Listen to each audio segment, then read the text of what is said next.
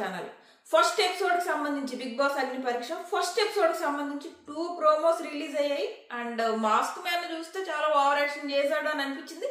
మాట్లాడుకుందాము. ఇంకో విషయం ఏంటంటే, ఏ మాస్క్ మ్యాన్ చూసి మనకి ఓవర్ యాక్షన్ అనిపిస్తుందో అతను మాట్లాడే మాటలు కానీ కొంచెం ఎక్కువ మాట్లాడాడు అని అనిపించింది. అండ్ హౌస్ లో కూడా ఏదైతే లాస్ట్ డే షూటింగ్ జరిగిందో ఆ రోజు డిజర్వింగ్ ఎవరైతే BB9కి వెళ్ళడానికి డిజర్వింగ్ అన్డిజర్వింగ్ ఓటింగ్ పెడితే అందులో కూడా చాలా మంది ఇతనికి అగెనిస్ట్ ఓట్లు వేశారనమాట. ఇతను వేస్ట్, ఇతను అవసరం లేదు అన్నట్టు. ఎందుకు అలా వేశారు, ఎవరెవరికి ఎలా ఓట్లు వచ్చాయి, అసలు ఏం జరిగింది, అవన్నీ మాట్లాడుకుందాము. ఫస్ట్ ప్రోమోస్ గురించి మాట్లాడుకుందాం. అండ్ లీక్స్ గురించి డిస్కషన్ అవుతుంది. స్టార్ మా ఓపెన్ గా అనౌన్స్ చేసింది లీక్స్ ఇవ్వకపోతే బెటర్ అని చెప్పేసి. అండ్ నేను కూడా ఫస్ట్ ఏమీ లీక్స్ ఇవ్వట్లేదు. బట్ ఆల్రెడీ సోషల్ మీడియాలో లీక్ అయిపోతున్నాయి. ఏవైతే లీక్ అయిపోతున్నాయో అవే మీకు చెప్పడానికి ట్రై చేస్తున్నా. నేనైతే ఫస్ట్ లీక్స్ ఇచ్చేయట్లేదు. లీక్స్ తెలిసినా కానీ చాలా విషయాలు తెలుసు, ఏవి చెప్పట్లేదు. నేను సైలెంట్గా ఉంటున్నా. ఎందుకంటే వాళ్ళు రిక్వెస్ట్ చేశారు, చేసిన తర్వాత నేను చెప్పా కూడా. నా నుంచి అయితే first leaks Rao. But already social మీడియాలో వచ్చేస్తే మనం ఇంకొంచెం డీటెయిల్గా మాట్లాడుకోవచ్చు. ఎందుకంటే ఆల్రెడీ వచ్చేసాయి, ఈ లీక్ అయిపోయిన వాటి గురించి మాట్లాడుకోవడం ఇంక చేసేది ఏం లేదు. సో ఫస్ట్ ఎక్కడి నుంచి లీక్స్ వస్తున్నాయో అక్కడ వాళ్ళు ఆపుకోవాలి, లేదంటే వస్తానే ఉంటాయి. ఇప్పుడు నేను ఒక్కదాన్ని నేను లీక్స్ ఇవ్వను అని కూర్చున్నాను అనుకో, ఆగట్లేదు, వస్తానే ఉన్నాయి.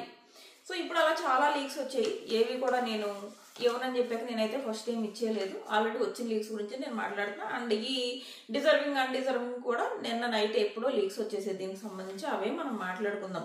సో ఏమైందంటే ఫస్ట్ ప్రోమో వచ్చేసి మాస్క్ మ్యాన్ తోనే మనకి ప్రోమో స్టార్ట్ చేశారు. సో ప్రోమో స్టార్ట్ చేస్తే మాస్క్ మ్యాన్ ఒక్కడే ఓవర్ యాక్షన్ చేశాడా, హౌస్ లో మిగిలిన వాళ్ళు ఎవరు, అంటే హౌస్ అంటే మనకు అలవాటు అయిపోయింది హౌస్ అనుకోవడం, కానీ అన్ని పరీక్ష షోలో మిగిలిన వాళ్ళు ఎవరు ఓవర్ యాక్షన్ చేయలేదా, ఈ డౌట్స్ రావచ్చు. ముందు చూస్తాం ఒక్కొక్కల కదా ఏ రేంజ్ లో ఉంటది, ఎవరెవరు ఓవర్ యాక్షన్ ఏ రేంజ్ లో ఉంటది అన్న చూడడానికి కొంచెం టైం పడుతుంది. ఫస్ట్ మనకి మాస్క్ మ్యాన్ కనపడ్డాడు కాబట్టి మాస్క్ మ్యాన్ ఓవర్ యాక్షన్ చేసినట్టు కనిపించాడు. బట్ ముందు ఇంకా చాలా ఉన్నాయిలే, చాలా కనపడతాయి. ఆల్రెడీ మన ఇన్స్టాగ్రామ్ ఫాలో అయ్యే వాళ్ళకి చాలా తెలుసు, చాలా మంది చాలా ఓవర్ యాక్షన్ చేశారు హౌస్ లో. అండ్ ఈ మాస్క్ మ్యాన్ దగ్గరికి వచ్చేటప్పటికి ఈ మాస్క్ మ్యాన్ చేసిన ఓవర్ యాక్షన్ ఒక రేంజ్ వరకు ఓకే. ఇప్పుడు మాస్క్ మ్యాన్ లోపలికి వచ్చాడా, మాస్క్ పెట్టుకుని వచ్చాడు. ఇప్పుడు బీబీ టీము వాళ్ళు ఉంటారు, వాళ్ళు ఒక్కొక్కళ్ళు ఇలా డిఫరెంట్ ఎంట్రీ ఇవ్వండి ఇలా ఉంటది. ఆ అమ్మాయి ఎవరో అనూష రత్నమో ఎవరో ఒక అమ్మాయి బ్రష్ చేసుకుంటూ లోపలికి వచ్చింది కదా. సో ఒక్కొక్కళ్ళు ఒక్కో రకమైన ఎంట్రీ ఇచ్చారు. సో ఇతను మాస్క్ మ్యాన్ మాస్క్ పెట్టిన ఎంట్రీ ఇవ్వడంలోనూ తప్పలేదు. అండ్ వచ్చిన తర్వాత ఫస్ట్ నీ పేరేంటి అంటే మేబీ వెరైటీగా ఉంటుందని చెప్పడానికి ట్రై చేశాడు అని అనుకోవచ్చు. స్కిన్ నేమ్ ఏమో హరీష్, సోల్ నేమ్ ఏమో హృదయ మానవ్ అన్నాడు. అక్కడ వరకు కూడా ఓకే. అండ్ అలా అన్న తర్వాత బిందు అడుగుతుంది హృదయ మానవ్ అంటే ఏంటి అంటే హృదయం ఉన్న మానవుడు అన్నాడు. పోని అక్కడ వరకు కూడా ఓకే అనుకుందాం. ఆ తర్వాత నవదీప్ అంటాడు అంటే మాకు ఎవరికి హృదయాలు లేవనా అని అంటాడు. సో జస్ట్ సెటైర్ అని అనుకుందాం. అక్కడ వరకు ఓకే. అక్కడ వరకు కూడా మనం మాస్క్ మ్యాన్ ఓవర్ యాక్షన్ చేశాడని అనలేం. ఎందుకంటే లోపలికి వెళ్ళేటప్పుడే బయట బీబీటీ మీరు యాక్టివ్గా ఉండండి, జడ్జిలను భయపడి సైలెంట్గా ఉండకండి, మీరు బాగా మాట్లాడండి, ఇలా అన్నీ చెప్పి పంపుతారు. సో దానివల్ల కూడా వీళ్ళు కొంచెం హైపర్ యాక్టివ్నెస్, ఓవర్ యాక్టివ్ అని కూడా అనలేము, హైపర్ యాక్టివ్ అని అనుకోవచ్చు. కొంతమంది హైపర్ యాక్టివ్గా బిహేవ్ చేయొచ్చు. కాకపోతే ఈ పిల్లడు ఏం చేశాడంటే ఈ మాటలు ఈ తర్వాత హృదయం ఉన్న మానవుడు అక్కడ వరకు బాగానే మాట్లాడాడు, కానీ ఆ తర్వాత అన్ని కోపం వస్తుంది. నేను చిన్నప్పటి నుంచి కోపిష్ని అంటే మరి కోపం వస్తే ఏం చేస్తావు అని శ్రీముఖి అడగడం, నేను మొత్తం రివీల్ చేసేస్తా కోపం వస్తే అంటే కొడతావా అని అడిగితే కొడతాను అనడం, ఇది కొంచెం అత అయింది. అండ్ ఫ్రెండ్షిప్ గురించి మాట్లాడుతుంటే సేమ్ అతను ఎలాగంటే మేబీ బాగా రివ్యూస్ చూసి వెళ్ళాడేమో. సో ఆ రివ్యూస్ చూడటం వల్ల అతని మాటల్లో అలా మనకు అనిపిస్తుంది ఏంటంటే మనం ఇప్పుడు యాజ్ ఎ రివ్యూవర్ నేను కానీ యాజ్ ఆడియన్స్ మీరు కానీ ఏమంటారు, వీళ్ళు ఫ్రెండ్షిప్లు చేసుకోవడానికి వెళ్ళారు హౌస్లోకి, కప్పు పట్టుకెళ్ళి ఫ్రెండ్కి ఇచ్చేస్తారు, ఇలా మాట్లాడుకుంటాం కదా. ఈ మాటలు తన జడ్జితో మాట్లాడుతున్నాడు. ఏదైనా ఒక మాట మాట్లాడేటప్పుడు స్థాన బలం ఉంటుంది కదా, వాళ్ళు నిలబడ్డ ప్లేస్ని బట్టి వాళ్ళు మాట్లాడే మాటలు ఉండాలి. స్థాన బలం అని ఒకటి ఉంటుంది. మనం నిలబడ్డ ప్లేస్ను బట్టి మనం మాట్లాడే మాటకి బలం ఉంటుంది. యాజ్ ఎ రివ్యూయర్గా నువ్వు అదే మాటలు మాట్లాడావు అనుకో, నీ మాటలకు బలం ఉంటుంది. కానీ యాజ్ ఏ కంటెస్టెంట్గా జడ్జి ముందు నిలబడి మాట్లాడావు చూడు, అక్కడే అరగంట అని అనిపిస్తుంది అనమాట. సో అది డిఫరెన్స్. ఒక మాట మాట్లాడేటప్పుడు ఆ స్థల బలం, స్థాన బలం అన్నది ఉంటుంది. నువ్వు నిలబడ్డ స్థలం కానీ, నువ్వు నుంచున్న స్థానం కానీ, నువ్వు నిలబడ్డ స్థలం ఏంటి, బిగ్ బాస్ అగ్ని పరీక్ష, నువ్వు వెళ్ళిన స్థానం ఏంటి, ఒక కంటెస్టెంట్ స్థానం.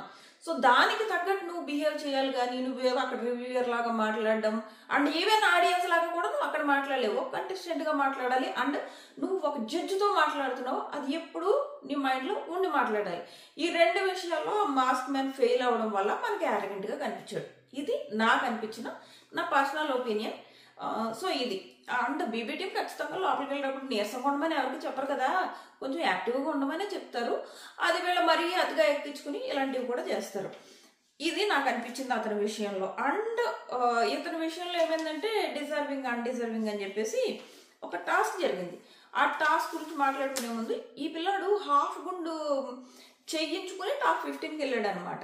ఇద్దరు, ఇతని పక్కన ఇంకొక అతను ఎవరో ఉన్నారు, అతను ప్లస్ ఇతనికి వీళ్ళిద్దరికి హాఫ్ గుండు ఛాన్స్ ఇస్తే ఇతను హాఫ్ గుండు చేయించుకుని టాప్ 15కి వెళ్ళాడు. ఆ తర్వాత ఫుల్ గుండు కూడా చేయించేసుకున్నాడు. అదంతా అయిపోయింది. బట్ ఆ తర్వాత టాస్క్లు మొదలయ్యాక మాత్రం పెద్దగా ఏమి యాక్టివ్గా అలా ఉన్నట్టయితే లేడంట. టాస్క్లు మొదలైన తర్వాత అంతకుముందు ఉన్న యాక్టివ్నెస్ అది లేదని ఆల్రెడీ టాక్ వచ్చింది. దానికి తగ్గట్టు డిజర్వింగ్ అన్డిజర్వింగ్ ఓటింగ్ పడినప్పుడు ఎక్కువ ఓట్స్ ఎవరికి పడ్డాయంటే ఈ మాస్క్ మ్యాన్, ఇతని పేరు వచ్చేసి హరీష్ కదా, ఇతనికి ప్లస్ షకీబ్ అంట, వీళ్ళిద్దరికి కూడా ఎక్కువ ఓట్లు పడ్డాయి మిగిలిన వాళ్ళతో పోలిస్తే. మిగిలిన వాళ్ళలో కూడా ఎవరెవరికి అన్డిజర్వింగ్ ఓట్లు పడ్డాయి అంటే, సో ప్రియా అంట ఈ అమ్మాయికి పడ్డాయి 2 ఓట్స్ పడ్డాయి, దాలియా ఈమెకి పడ్డాయి, డిమాన్ పవన్ ఇతనికి కూడా అన్డిజర్వింగ్ 2 ఓట్స్ పడ్డాయి. అంటే షకీబ్ అండ్ ఈ అబ్బాయి మాస్క్ మ్యాన్ వీళ్ళిద్దరికి ఎక్కువ ఓట్లు పడ్డాయి. మిగిలిన వాళ్ళలో చాలా మంది 2 ఓట్లు పడ్డాయి, కొంతమంది 0 ఓట్లు కూడా పడ్డాయి. ఆ తెలంగాణ ఆ అమ్మాయి మిస్ తెలంగాణ కలికి ఉంది కదా, ఆ అమ్మాయి కూడా హౌస్లో పెద్దగా, అంటే హౌస్ కాదు అది అగ్ని పరీక్ష షోలో టాప్ 15కి వెళ్ళిన తర్వాత అంతకుముందు బాగానే ఇంప్రెస్ చేసిందంట. టాప్ 15కి వెళ్ళిన తర్వాత మరి వీళ్ళందరికీ ఏమైందో అంత యాక్టివ్గా లేదంట ఆ అమ్మాయి కూడా. మేబీ అందుకే అనుకుంటా ఆ అమ్మాయికి కూడా అన్డిజర్వింగ్ ఓట్లు పడ్డాయి.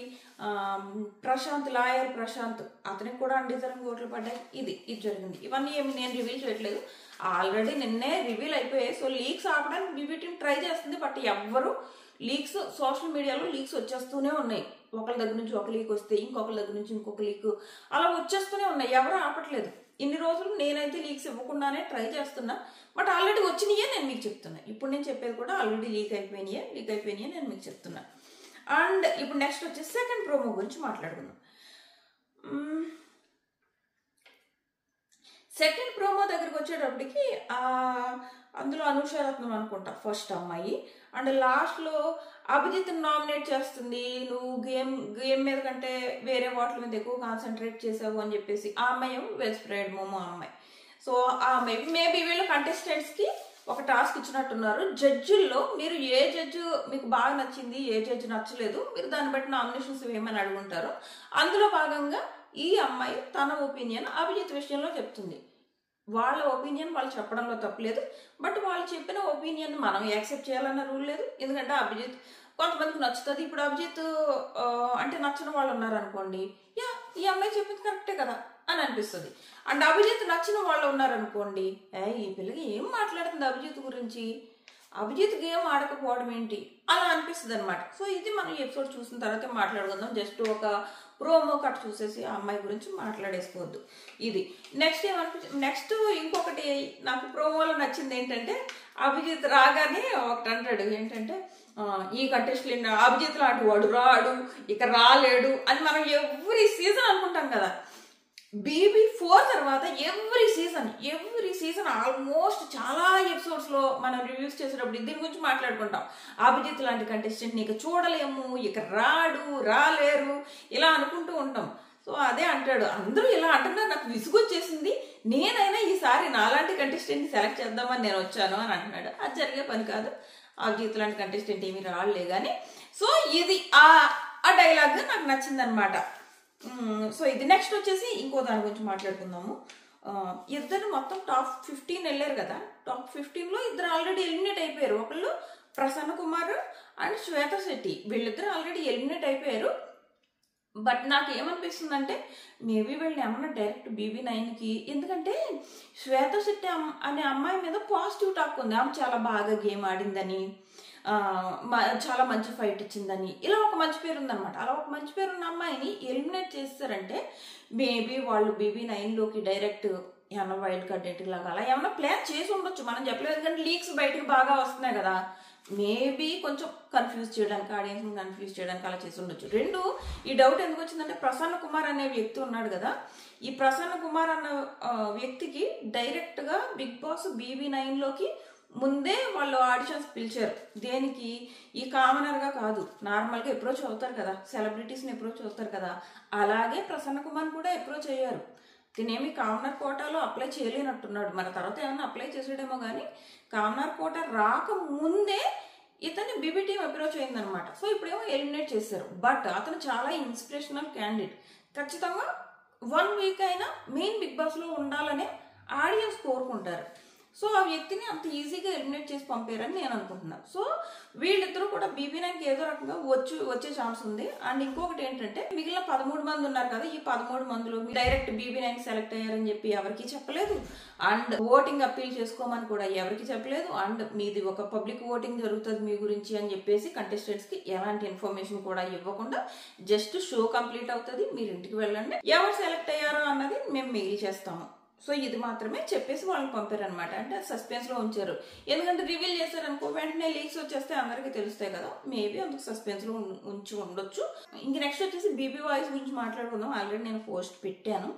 BB వాయిస్ గురించి ఓటింగ్ పెడితే చాలా మంది ఓల్డ్ వాయిసే కావాలని 82% వరకు పెట్టారు. బట్ BB వాయిస్ చేంజ్ అయ్యే ఛాన్సెస్ చాలా చాలా ఉన్నాయన్నమాట. మనకి ప్రోమోలో, ఫస్ట్ ప్రోమోలో నాగార్జున గారు అంటారు కదా, ఈసారి బిగ్ బాస్ హౌస్ ని 2 కింద మారుస్తున్నాం, అలాగే బిగ్ బాస్ ను కూడా మార్చేస్తున్నాం అని అన్నారు కదా. మేబీ వాళ్ళు ఆ ప్లాన్ లో ఉన్నారు, మేబీ కాదు ఉన్నారు, ఆ ప్లాన్ లో ఉన్నారు. BB టీం వాయిస్ ఆర్టిస్ట్ ని చేంజ్ చేసే ప్లాన్ అయితే చేస్తుందన్నమాట. సో మీ ఒపీనియన్ ఏంటి? You want new voice or old voice అన్నది ఖచ్చితంగా కామెంట్ చేయండి. ఎందుకంటే చాలా మంది ఓల్డ్ వాయిస్ కి కనెక్ట్ అయిపోయి ఉన్నారు. సో ఏదైనా ఏ బిగ్ బాస్ అయినా కానీ వాయిస్ అన్నది చాలా ఇంపార్టెంట్. బిగ్ బాస్ షోలో వాయిస్ అన్నది చాలా ఇంపార్టెంట్ అనమాట. అండ్ ఆడియన్స్ మీద చాలా ఎఫెక్ట్ ఉంటుంది. ఇప్పుడు ప్రతిసారి ఎక్స్ కంటెస్టెంట్స్ వెళ్తూ ఉంటారు, వాళ్ళు వెళ్ళినప్పుడల్లా బిగ్ బాస్ మీ వాయిస్ విని ఎన్నాళ్ళు అయ్యింది, ఇలాంటి డైలాగ్స్ వస్తూ ఉంటాయి. అండ్ మనం హిందీ బిగ్ బాస్ చూసుకున్నాం అనుకో, కొన్నేళ్లుగా ఒకే వ్యక్తి ఆ వాయిస్ చేస్తున్నారు. సో బిగ్ బాస్ అనగానే ఆ వాయిస్ మనకు వినిపిస్తుంది. అండ్ మన తెలుగులో కూడా ఒక 8 సీజన్స్ నుంచి ఒక వాయిస్ ని మనం అలవాటు చూస్తున్నాం. బిగ్ బాస్ అనగానే మనకు ఆ వాయిస్ గుర్తొస్తుంది. సో సడన్ గా చేంజ్ చేస్తే ఆడియన్స్ అంత పాజిటివ్ గా తీసుకోకపోవచ్చు. బట్ మరి BB టీం ఎందుకు అలాంటి డెసిషన్ తీసుకుంటుందో తెలీదు. వాళ్ళ డెసిషన్ వెనకాల ఏమో వాళ్ళ రీజన్స్ ఏమున్నాయన్నది తెలీదు. బట్ ఆడియన్స్ మాత్రం కొంచెం ఆ చేంజ్ ని అంత త్వరగా అయితే యాక్సెప్ట్ చేయలేరు. ఓల్డ్ వాయిస్ జనాలకు బాగా అలవాటు అయిపోయింది, అంటే నచ్చిన వాయిస్ కూడా. సో ఆ చేంజ్ అంత త్వరగా యాక్సెప్ట్ చేయలేరు. బట్ BB టీం అయితే వాయిస్ చేంజ్ చేసే ప్లాన్లో ఉన్నది అన్నది మాత్రం వెరీ వెరీ స్ట్రాంగ్ టాక్. మీ ఒపీనియన్ ఏంటి? BB వాయిస్ చేంజ్ చేయడం కరెక్టా, ఓల్డ్ వాయిస్ ఉంచడమే కరెక్టా అన్నది ఖచ్చితంగా కామెంట్ చేయండి. అండ్ మరో మంచి వీడియోతో మళ్ళీ కలుద్దాం. Tata bye by. సబ్స్క్రైబ్ చేసుకోకపోతే సబ్స్క్రైబ్ చేసుకుని నోటిఫికేషన్ కూడా ఆన్ చేసుకోవడం మర్చిపోకండి. Tata bye.